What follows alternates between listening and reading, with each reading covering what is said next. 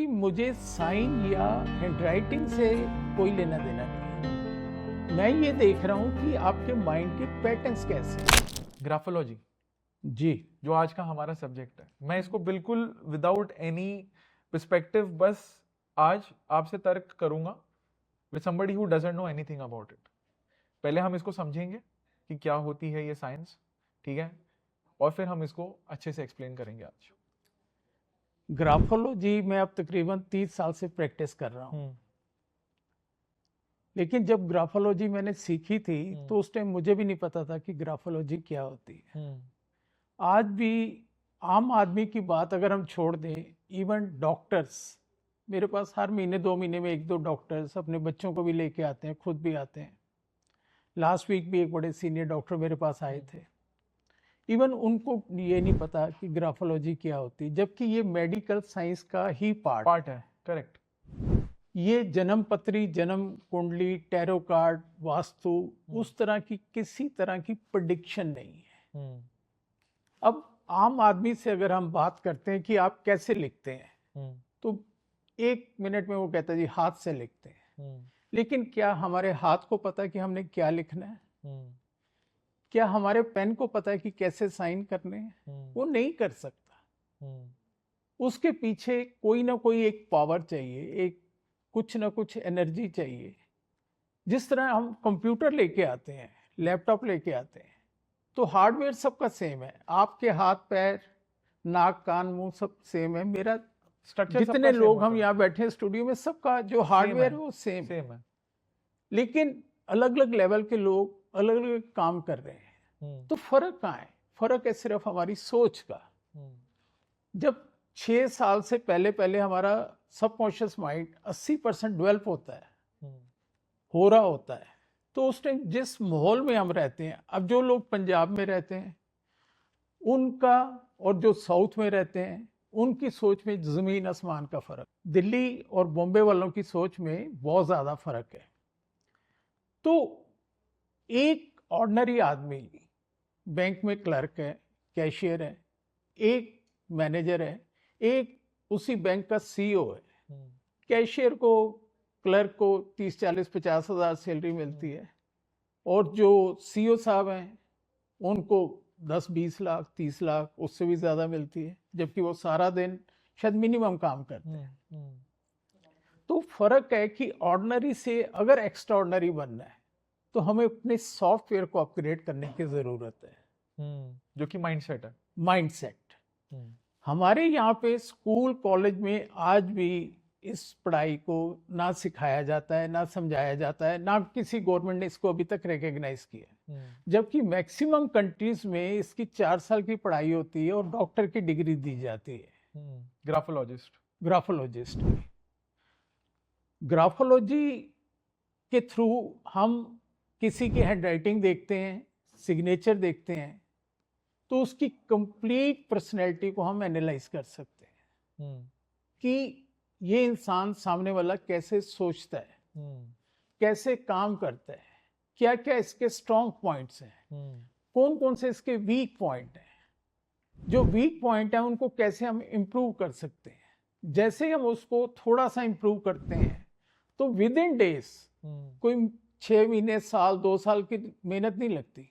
कोई पूजा पाठ नहीं करना, कोई मंत्र नहीं पढ़ने, एक कागज और एक पेन अगर आपके पास है तो मैं ये कह सकता हूं कि कोई भी आदमी अपनी किस्मत खुद लिख सकता है जैसे वो चाहे। क्या बात है। जो कुछ वो लाइफ में अचीव करना चाहता है, एक बार अगर वो तरीके से अपने थॉट को माइंड में कंसीव कर लेता है, जिस तरह बीज को जमीन में डालते हैं और उसकी थोड़ी सी केयर करते हैं, मिट्टी, पानी, धूप का ध्यान रखते हैं, उसी तरह अगर एक थॉट को हम माइंड में कंसीव करते हैं और उस पर बिलीव करना शुरू करते हैं तो उसके बाद अचीवमेंट कभी मुश्किल नहीं। ठीक है, तो मैं जितना समझ पा रहा हूँ, graphology is a very scientific method जिससे मैं आपकी करंट पोजीशन को देख पाऊंगा, आपको सजेस्ट कर पाऊंगा कि उनके अंदर आपके क्या वीक पॉइंट्स है जिससे आपको प्रॉब्लम्स क्रिएट हो रही हैं, and then you can work on those weak point and then slowly it will start reflecting in your handwriting again, जैसे आप उसको प्रोग्रेस करते हो। Is it right? Is it बिल्कुल जैसे हम नब्ज पकड़ते हैं दिल की बिल्कुल, मतलब मैं हाँ, बिल्कुल ठीक। बिल्कुल एग्जांपल दे रहा हूँ, वैसे ही ग्राफोलॉजिस्ट आपकी नब्ज पकड़ लेगा कि कहाँ कमी है इस वक्त। बेसिकली क्या है कि जो थॉट्स हैं हमारे, वो सबकॉन्शियस माइंड के थ्रू हमारी हैंडराइटिंग में आते हैं, परफेक्ट, हम उसको डी कोड करते हैं। परफेक्ट। जिस तरह हार्ट में जब प्रॉब्लम आती है तो ईसीजी करवाते हैं, डॉक्टर 1 सेकंड में देखता है और बता देता है कि यहाँ यहाँ दिक्कत है, इसमें बॉल पड़ेगा, इसमें स्टंट पड़ने की ज़रूरत है, या इसमें सिर्फ ट्रीटमेंट की ज़रूरत है। हमारी बॉडी के जितने भी ऑर्गन हैं उनको चेक करने के लिए, उनको स्टडी करने के लिए मशीन्स, इक्विपमेंट बन चुके हैं, आ चुके हैं पूरे वर्ल्ड में, हमारे देश में भी सारे अवेलेबल। लेकिन थॉट प्रोसेस को समझने के लिए अभी तक दुनिया में कोई भी इक्विपमेंट नहीं बना। उसको सिर्फ इस साइंस के माध्यम से ही हम डी कोड करते हैं। अब किसी के भी साइन मेरे पास आते हैं तो उसका एक ही अल्फ़ाबेट, अब कहने को 26 अल्फ़ाबेट है टोटल, लेकिन हिंदुस्तान की अगर हम टोटल आबादी देखें तो 140 करोड़ के करीब है। 40 करोड़ हम मान लेते हैं कि नहीं पढ़े लिखे, 100 करोड़ पढ़े लिखे हैं, लेकिन 100 करोड़ लोगों का ए लिखने का स्टाइल मुझे आज तक 30 सालों में कभी सेम नहीं मिला। वो क्यों नहीं मिला? क्योंकि सबकी सोच अलग है। स्कूल में हमें एक जैसा पढ़ाया है, पेरेंट्स ने हमें एक जैसा सिखाया है कि ए ऐसे लिखना है, लेकिन उसके बाद इवन ट्विंस हैं घर में, उनका भी ए लिखने का स्टाइल अलग होगा, क्योंकि उनकी सोच दोनों की बिल्कुल अलग है। तो हमें उस सोच को स्टडी करना होता है, जो आपका फिंगरप्रिंट है जैसे, तो मैं जितना समझ पा रहा हूँ graphology is also like a fingerprint. बिल्कुल ठीक कह रहे हैं, है ना, एक तरह से फिंगरप्रिंट। बिल्कुल बिल्कुल। और मजेदार चीज मेरे को ये लग रहा है इसमें सर जी कि मेरे को मेंटल हेल्थ इतना बड़ा इशू हो रहा है आजकल हर जगह, वेस्ट साइड इंडिया जितना भी हो रहा है। तो मेंटल हेल्थ में क्या होता है, बहुत बार प्रॉब्लम लोगों को इसलिए होती है कि वो समझ ही नहीं पाते कि अंदर क्या चल रहा है, ना वो बयां कर पाते हैं। तो जैसे ग्राफोलॉजी से अगर कोई उनको थेरेपी दे, उनके वो जो अंदर के वो जो प्रॉब्लम्स हैं उनको समझ ले, even without having a conversation with them, क्योंकि बहुत बार इंसान बयां ही नहीं कर पाता, तो मेंटल हेल्थ के लिए तो ये बहुत इफेक्टिव टूल हो गया। You can add to my point, आपको क्या लगता है इस बारे में? अब मेरे पास जितने केसेस आते हैं, मैं कह सकता हूँ कि मोर देन 90% केसेस जो हैं मैं ऑनलाइन करता हूँ, क्योंकि पूरे इंडिया से क्लाइंट बेस है मेरा, और बाहर भी तकरीबन 15-16 कंट्री से तो रेगुलर लोग जुड़े रहते हैं, स्पेशली वीकेंड पे सैटरडे संडे, तो मतलब कि यूके है, US, Canada, Australia, Singapore, Dubai, मतलब कि कोई काफी कंट्रीज हैं, बहुत कंट्रीज हैं जहाँ से लोग जुड़े हुए हैं। मैं कभी उनको मिला नहीं, मैं कभी उनको जानता नहीं, लेकिन जब मुझे वो सैंपल भेजते हैं अपनी हैंडराइटिंग का और सिग्नेचर का, और जब मैं एनालिसिस रिपोर्ट बना के उनको देता हूँ तो वो लोग शॉक में आ जाते हैं कि ये चीज़ें तो मेरे पेरेंट्स को भी नहीं पता। हाँ, सही बात है। वाइफ कहती मेरे हस्बैंड को नहीं पता, हस्बैंड कहता मेरी वाइफ को ये चीज़ें नहीं पता, आपको कैसे पता है? मैं क्या, आपके सिग्नेचर ने बताया? कहता 4-5 अल्फाबेट का एक सिग्नेचर मैंने किया, वो इतना क्या बता देगा? अब बिलीव करोगे, 5 अल्फाबेट का एक साइन होता है, उसको एक्सप्लेन करने में मुझे मिनिमम 1 से 1.5 घंटा लगता है किसी को, जब मैं उसे डिकोड करता हूँ, डिकोड करके जब मैं उन्हें एक्सप्लेन करता हूँ तो 1 से 1.5 घंटा। अब कई बार कोई लोग आ जाते हैं बीच में कभी कभार कि एक साइन है, 5 अल्फाबेट लिखे हैं मैंने या 4 अल्फाबेट लिखे हैं मैंने, तो उसमें 1 घंटा क्या लगेगा? और कई बार वो 2 घंटे से भी ज्यादा लंबा मेरा सेशन हो जाता है।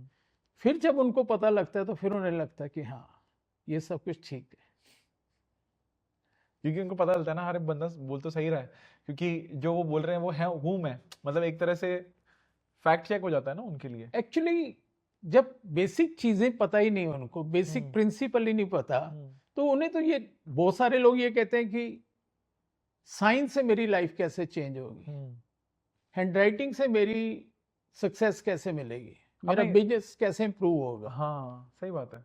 तो मैं उन्हें समझाता हूं कि मुझे साइन या हैंडराइटिंग से कोई लेना देना नहीं है, मैं ये देख रहा हूं कि आपके माइंड के पैटर्न्स कैसे हैं। जब हम छोटे होते हैं तो मैं कई बार एग्जांपल देता हूं, एक हाथी का एग्जांपल मैं कई बार देता हूं। हाथी जब छोटा होता है तो उसके पैर में काफी बड़ी जंजीर बांध के उसको बड़े पेड़ के साथ या किसी ऐसी जगह बांध देते जहां से वो हिल नहीं सके, 1 महीना 2 महीने उसको बांध देते हैं, उसको खाना वगैरह वहीं देते रहते हैं, लेकिन उसे खोलते नहीं हैं। तो वो बेचारा काफी कोशिश करता है, पैर मारता रहता है, उसके पैर में जख्म भी हो जाते हैं कई बार, वो उसका ट्रीटमेंट भी करते हैं, लेकिन उसको चेन को नहीं खोलते। अब उसके बाद जब हाथी थोड़ा बड़ा हो जाता है 12-15 साल का, तो उसको आपने देखा होगा, बड़े शहरों में तो नहीं आते लेकिन गांव में अभी भी आ जाते हैं, एक सबसे पतली रस्सी से लेके और प्लास्टिक की कुर्सी के साथ बांध, वो सारी रात वहीं खड़ा रहेगा, क्योंकि उसकी माइंड की कंडीशनिंग होगी कि तू इसको बेटा तोड़ नहीं सकता। तो उसके माइंड ने वो चीजें एक्सेप्ट कर ली। तो जो चीज मैं कह रहा हूं, जब 6 साल तक हमारा सबकॉन्शियस माइंड बन रहा होता है, इवन उससे पहले, हमारे कोविड से पहले मैं रेगुलर वर्कशॉप सेमिनार करता था, अब थोड़े कम कर दिए। तो एक लेडी डॉक्टर हैं, वो अनबॉर्न बेबीज के माइंड की प्रोग्रामिंग करती है, जिनका भी बच्चों का जन्म नहीं हुआ, उनके माइंड की भी प्रोग्रामिंग वो कर देती है। इस लेवल पे तो मतलब कि काम इंडिया में भी अब हो रहा है पिछले 10-12 साल से। कैसे करते हैं ये? मतलब मैं बड़ा क्यूरियस हूँ, मतलब कि अनबॉर्न चाइल्ड की प्रोग्रामिंग हो रही है, तो ये तो बड़ी क्यूरियोसिटी वाली बात है। जब बच्चा माँ के पेट में होता है, तो वो माँ की आंखों से पूरी दुनिया को देख सकता है, उसके कानों से वो पूरी दुनिया को सुनता है। अभी कुछ टाइम पहले मेरे पास एक केस आया था, बड़ी हाई फाई फैमिली, अच्छी सोसाइटी में रहते हैं यहाँ दिल्ली में, और इतने पोलाइट, इतने प्यार से बात करने वाले, लेकिन उनका बच्चा 5 साल का है, 5.5 साल का, अब स्कूल जाना शुरू हुआ है। स्कूल में जरा सी बात होती है, बच्चों को गंदी से गंदी जो गाली होती है वो गाली निकाल देता है। टीचर ने जरा सा कभी टच कर दिया या कुछ है, टीचर को गाली निकाल देता है। अब वो मेरे पास आए कि हमारे साथ ये इशू आ रहा है, तो मैं क्या, आपके सोसाइटी में बच्चे कैसे हैं, आपकी फैमिली में कैसा माहौल है? कहती हमारे यहाँ तो कभी किसी ने गाली निकाली नहीं, हमने सुनी भी नहीं जो ये गालियां निकालता है। अच्छा, तो मैं कि इसने कहाँ से सीखी, आपको क्या लगता है? तो वो जब दिल्ली शिफ्ट हुए, उससे पहले वो पंजाब के एक विलेज में रहते थे। उनके फादर इन लॉ वहाँ थोड़े जैसे सरपंच टाइप या कुछ होते हैं, तो वो लेबर के साथ या जो उनके काम करने वाले थे, तो वो उनसे बिना गाली के कभी बात नहीं करते थे। उस टाइम इस बच्चे का भी जन्म नहीं हुआ था। तो उसने उस टाइम ये सारी हैबिट्स पकड़ ली, जो उसके माइंड में ये स्टोर हो गई। इसको बिल्कुल सिंपल तरीके में बताऊं, जैसे ये फोन है हमारा, 50,000 का है, 1 लाख का है, 2 लाख का, कितना भी बढ़िया हो, हर 10-15 दिन में इसके अपडेट्स आते हैं। अगर इसको अपडेट नहीं करें तो ये डिवाइस काम नहीं करेगी। लैपटॉप है हमारा, उसके भी अपडेट्स आते रहते हैं। लेकिन जो भगवान ने सॉफ्टवेयर हमें दी है, जो ऐप भगवान ने दी है, उसको ना तो कभी हमने एंटीवायरस चलाया, ना ही कभी अपग्रेड किया। थैंक यू सो मच इस क्लिप को एंड तक देखने के लिए। अगर आपको ऐसी ही interesting and value adding clips देखनी है, then dream with Neeraj clips को सब्सक्राइब कर लीजिए। Until then keep dreaming, I will see you in the next one.